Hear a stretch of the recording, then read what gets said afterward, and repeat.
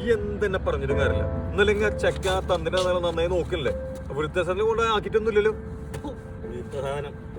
എടാ ഒന്നില്ലെങ്കിൽ ഇത്ര വയസ്സ് പ്രായമായില്ലേ എന്നിട്ട് ഇപ്പോഴും ആ പിള്ളേരുടെ പുറകിൽ ഇങ്ങനെ ദ്രോഹിക്കാൻ വേണ്ടി നടക്കല്ലേ കുട്ടികളായാലേ ആദ്യം വലിയൊരു ബഹുമാനിക്കാൻ പഠിക്കണം. അതിനെങ്ങനെ എന്ത് ചെറിയ കാര്യം അപ്പ മറ്റവനെ വിളിക്കും. എന്നിട്ട് എന്ത് അത് വന്നിട്ട് അതിന്റെ തന്തനും തള്ളനും പിടിച്ചിട്ട് ഇടിക്കുക പിടിക്കുക കുത്തുക ഇതല്ലേ ഇപ്പൊ നടക്കണത്. ഇത് മനസ്സാണ് നിന്റെത്. അല്ലടാ അവന്റെ വരം കൂടി നിർത്തിക്കളന്നാല് അപ്പൊ നിങ്ങക്ക് സൗകര്യമല്ലേ അയാളെ ദ്രോഹിക്കാനായിട്ട്. എന്ത് പുറത്താണ്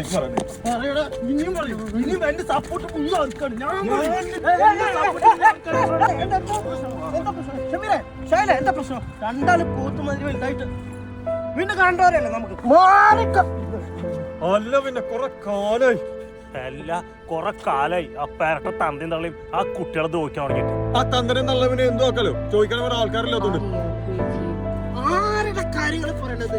ഏത് തള്ളയുടെയും കുട്ടികളെ കാര്യം പറയണ നിങ്ങള്? കുട്ടൂസനുണ്ടാക്കിനും ആരുടെ? പിന്നെ എന്റെ രാജുവിനും രാധനെയും രക്ഷിക്കാൻ വരുന്ന മായവനെ പറഞ്ഞ എനിക്കും ദേഷ്യം വരും. ആരെന്ന് ചോദിച്ചിട്ട് രണ്ടാളും തല്ലുക.